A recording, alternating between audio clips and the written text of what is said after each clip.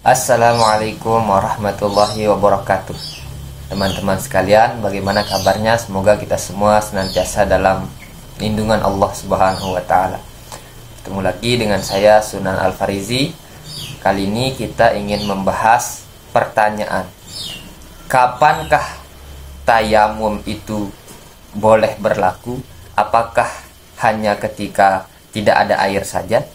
Maka hari ini kita akan bahas beberapa keadaan yang memperbolehkan kita untuk bertayamum. Sebelumnya, tayamum itu adalah pengganti dari wudhu yang kita gunakan untuk bersuci sebelum kita melaksanakan sholat dengan cara menggunakan debu. Tayamum ini berlaku satu kali tayamum untuk satu kali sholat, berbeda dengan wudhu yang bisa berkali-kali sholat kita gunakan satu wudhu itu. Misalnya kita sholat subuh, lalu kemudian wudhu kita masih sampai waktu duha, kita sholat lagi tidak masalah. Tapi kalau tayamum, maka ketika ingin sholat lagi, maka kita harus bertayamum lagi. Nah, keadaan seperti apa yang membuat kita harus bertayamum? Yang pertama, yaitu ketika tidak ada air. Air sulit didapat, sulit dijangkau, tempatnya sangat jauh. Kekeringan, krisis air, hingga membuat kita tidak memungkinkan untuk mendapatkan air di sekitar kita. Maka solusinya diperbolehkan untuk bertayamum menggunakan debu. Yang kedua, air ada, tapi sangat terbatas, hanya sekedar untuk mencukupi kebutuhan minum dan mungkin memasak ataupun mencuci. Sangat minim, air sangat sulit didapat.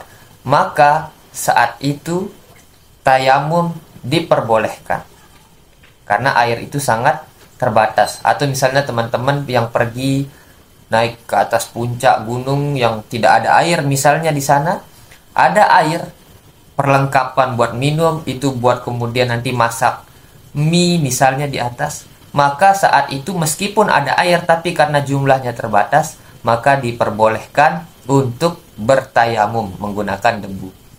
Yang ketiga, yaitu ada air, airnya banyak, tetapi tubuh kita yang sedang tidak memungkinkan disentuhkan dengan air, atau tidak memungkinkan untuk kita basuh dengan air. Contohnya kita panas, demam, kalau kita menggunakan air, menggigil dan menyebabkan panas kita bertambah. Atau ada barangkali di sini ada kulit kita yang sedang terluka atau sakit penyakit kulit yang kemudian sangat sensitif terkena air, atau di kaki kita misalnya tidak bisa disentuhkan air, akan menyebabkan dia semakin bengkak dan lain sebagainya, atau perih.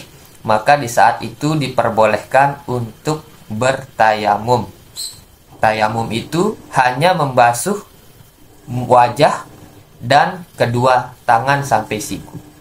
Jadi kaki tidak, misalnya kebetulan di kaki kita ada sakit yang menyebabkan tidak memungkinkan kita untuk berwudu, maka boleh menggunakan tayamum.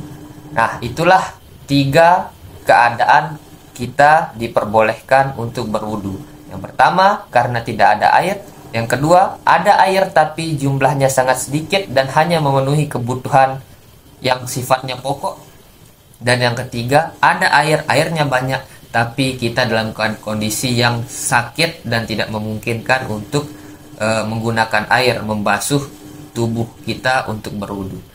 Barangkali hanya ini yang bisa saya sampaikan, beberapa kondisi terkait kapan kita boleh bertayamum. Terima kasih. Assalamualaikum warahmatullahi wabarakatuh.